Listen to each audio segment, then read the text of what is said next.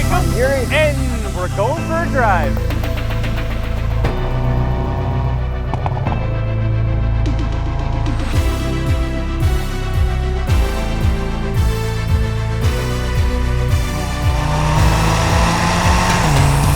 '21 Hyundai Veloster N DCT with launch control.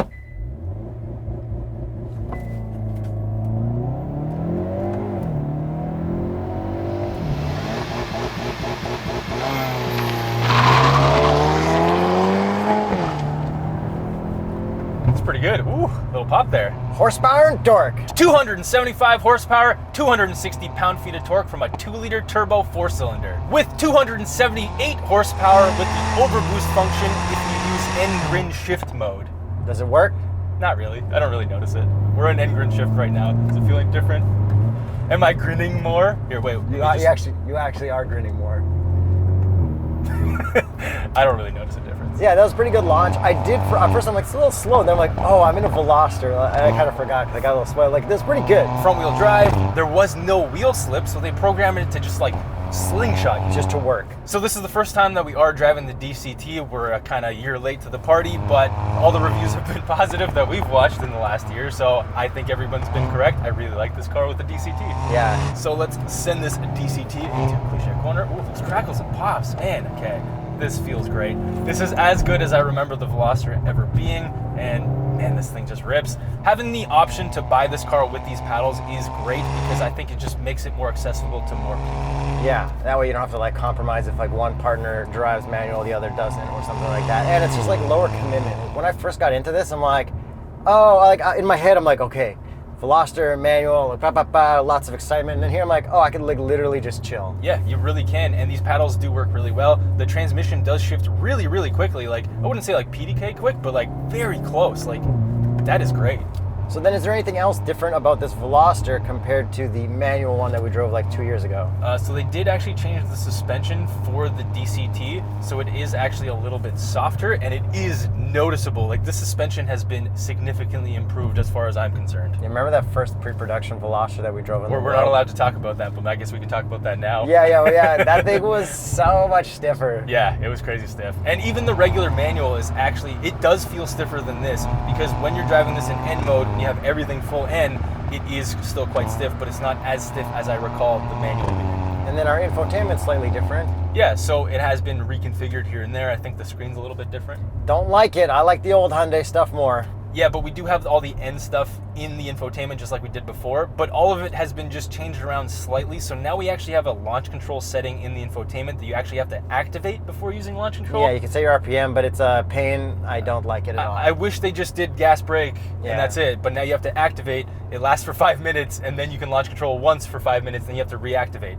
Anyways, then you have your shift light, your N-Track sense shift, which basically will just automatically downshift for you, your N power shift. There's a lot of like gimmicks that they added, not in a good way. But we like to use the word gimmicks in a positive way. Those gimmicks probably get that really high Nürburgring time or whatever. Yeah. And it's like, oh, we left it in there, whatever. But the cool thing that they did add is, I think it's called a spider graph, where it's like, it looks like a web or a web graph. Anyways, that's really cool. It's a little bit difficult to use while you're driving, but you just set that for your N custom mode and then just never touch it again. And then these seats are also different. Yeah, they're a lot more bolstered. I think this is a significant improvement over the previous seats, and they do also light up with the N badges, just like the M badges, because that's what the guy from that company did that they put on. Oh, BMW. Albert Bierman.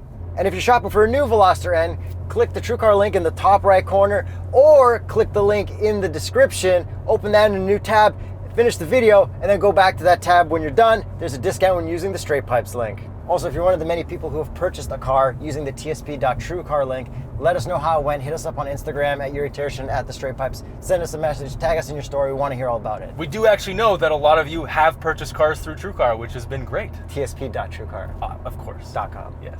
We've driven the Veloster N so many times. We love how it drives. It's one of the best front-wheel drive cars you can get. Now with the DCT, again, being more accessible, it's more comparable to a GTI now. So we haven't driven the brand new GTI, but this comparing to the previous gen GTI that we've driven, this, like, I would take this over the previous gen, no question. Driving-wise? Yes. Yeah, 100%. Because even like the last one, you couldn't turn the traction all the way off. Watching Savage Geese's videos with the Euro spec one that they have, which we can't get up here, they said that you can turn everything off and it hooks up crazy. but it has the same infotainment in the new Volkswagen GTI as the ID4. And that kind of is the worst part of the ID4. Yeah, so this infotainment, even though you don't like it, is miles ahead. There's certain things I don't like, but it's got a lot of hard buttons. This is it's still fine. And since we've last driven the Veloster N, we now have acquired very hot hatches. The Fiesta ST that has been completely tuned. Cobb has tuned it to stage 3, and you have a Fiat 500 Abarth, which has been completely tuned by Eurocompulsion to phase 3. So now, phase 3, baby! As hot hatch owners of modified hatches, would you take your car and my Fiesta over this? I mean, we got to talk about the styling and some other stuff, but I think we can talk about that at the end. Okay, we'll get to that at the conclusion. Let's get to some styling, Yuri. It's matte colored now. Yeah, so that's $1,000 extra. And to compare this to an aftermarket wrap that you could get, you couldn't get a wrap of this quality for $1,000. And it wouldn't be as nice on the door sills and stuff. I think it's perfectly reasonable. I have seen a lot of these in white, black, and non-blue colors. I think it's cool in every color now. They don't really make a bad version of this. No, and I always look for the red trim on the outside, and that's how I can tell it's an N. Which makes it tricky on the red cars. Yes, but you can still notice it because it's on the black lip. Yeah, and then in this paint, it really accentuates all the weird body lines, the fender flares and stuff. And I think this will look better in the rain than a lot of other colors. Overall, looks-wise, it looks exactly the same. There's really not much to talk about. No, there isn't. But we've got the exact same wheels, I think, as before. Yes, literally nothing has changed exterior-wise. And the only thing that has changed is that we now have babies, and we've been putting the baby seat back here, and it's a little bit weird because it's a 3-door. Okay, so what I tried is to put the baby seat on the driver's side so that my wife could sit next to the baby. But then pulling the baby out all the way in hurts your back, and then going through the side door, it was Yeah. It's weird with a 3-door. Not good for baby stuff. So that's fun. That'd be better to get a Golf R or a Type R or a GTI, I think. Yeah, because they're all 4-door. Unless you just put your babies in the back and sit in the front, but we don't do that yet, so I don't know. No. But let's get you into the driver's seat of this vehicle now. Launch control.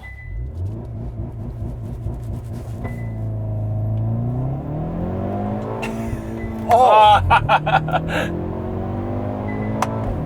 Oh, that was good. That was no grin shift. End grin shift. Oh, and no grin shift. End grin shift. No grin.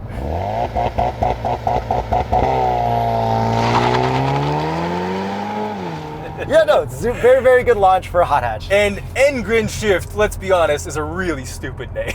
What does end grin shift even mean? Just call it overboost. That sounds so cool. Yeah, okay, and then another thing that I wanted to mention that has changed for this model since we first reviewed it is the Continental recommended tire. That would now be the Continental Extreme Contact Force because you want to take this to the racetrack. The 200 treadwear tire, we've got those on our Fiesta and Fiat, so we're gonna test that out too. So far, oh my God. That tire, ooh, baby! And now full N mode, not N custom, through Cliche Corner, and just a little bit stiffer. Just perfect through here, nothing weird, just hooks up. Man. And it's so much easier that you don't have to think about changing gears with manual, and you can just be fully focused on being faster. And we do have an electronic limited slip differential in the front, which you can customize through your options, and this thing just pulls through corners so well. Yeah, and when you get those Continental Extreme Contact Forces on there. Crazy. I'm serious though. No, I know. We need to go back, get Mark Wilkins to train us again in the DCT with the Forces and see the difference. That would be fun. Mark, give us a call even though we talk to you all the time. Mark! So you did say that you were in full N mode because normally we're driving an N custom, but what other drive modes do we have, Yuri? We've got Eco, Sport, and Normal. Yeah, pretty standard drive modes, but it's cool to have them separate with your race flag and your drive mode button. I love the big colored button on the steering wheel.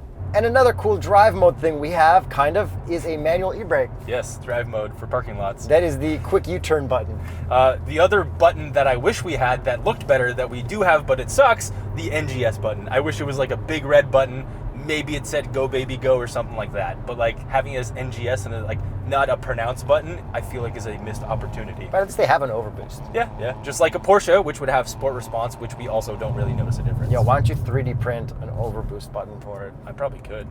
And another thing that hasn't changed, thankfully, it still sounds really good. Yeah, let me put down the windows before we listen to it from the outside. Neutral. There is a rev limiter because this is a DCT, but let's listen to it from the outside. And then with the windows down, see if I can get some pop, pop, pop. Okay.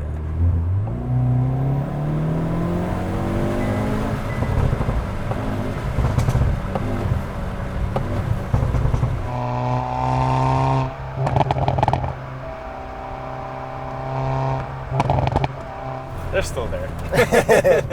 Actually, one of like the snappier kind of sounding backfires, like way backfire poppier than your Fiesta. Yeah, with like a regular tune. But like not nearly as obnoxious as my Fiat, which I had to take that tune off.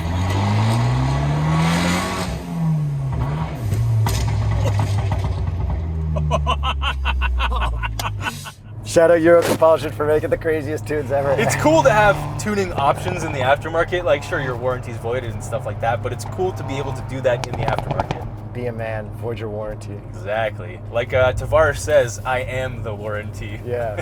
Ben in European Automotive Oakville are my warranty. And Viato.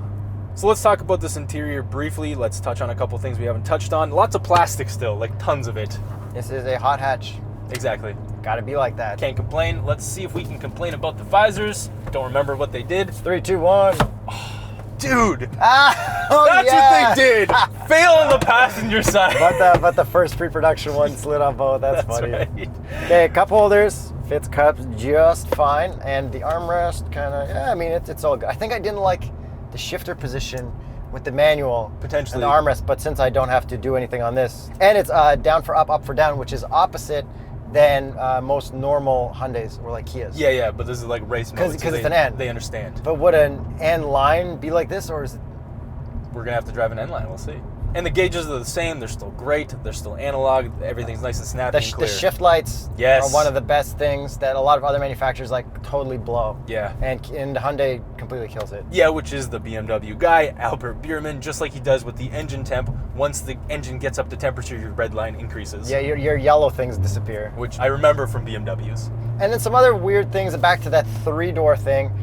It's kind of weird seeing like how big this door is and how small those are. You kind of forget a lot of the time. Yeah, it's a weird thing to get used to because while I'm driving it for the week, I'm always thinking about it. I'm like, man, this door's a lot bigger than I expect it to be every time. Okay, and then another thing. This has an awful reverse camera. Yeah, compared to today's standards. It's surprisingly off. Like, I don't even remember the old ones being that bad, but whatever, it works. You just don't, it stops you from running into stuff. Yep. I guess if you're running into stuff in the back, our trunk opens up fine, but like the load floor is so friggin' high to get it in, but like it's a cool shaped car. What can you do? Right, exactly. And then back seat room for yourself. Do you fit behind yourself? Oh, no. And I just barely fit at 5'8". And a few more things, Apple CarPlay, Android Auto, plug it in just the way we like it. So I think that's everything with the new Veloster N DCT. Would you rather have this than your Fiesta ST that's modded, my Fiat Abarth that's modded, a last-gen GTI, Golf R, or Civic Type R? First, click the TrueCar link right above Yuri's head in the top right corner to get discounted price offers. Okay, so I would actually take my Fiesta ST or even your Fiat 500 Abarth with modifications over this because they are considerably cheaper than buying this brand new. And more exciting, more raw, more fun, like... Yeah, like with modifications, modifying a used car is a lot of fun. But if you were going to the track steadily, this would probably be a better choice. Yes, especially if you had a warranty and it was stock and you went to the track. But I don't go to the track that regularly, and I just want to putt around town and cause a ruckus. We still haven't got to the price of this car yet, Yuri. Hit me with it. This one is $40,525. Canadian. And this one has the $1,000 for the optional matte gray paint, which is called Shooting Star. Great name. And this also has the $1,500-ish DCT. I stand by my decision. I would rather go with our little modded cars, but if you're going to the track, this is a great, like, ready-to-go kind of car. And I did also look at a Civic Type R, which has also bloated in its price, and that is around $46,000. So this, even with the DCT, is actually very, very good value because I believe this 0 to 60 and quarter mile is now faster than a Civic Type R because of the DCT. But what I'd really want is a super marked up Phoenix yellow Civic Type R for like $90,000 US. That would really make me happy. Yeah, that would be amazing. So No, anyways, I'm kidding. don't buy one of those. Head to TrueCar for actual in-stock pricing.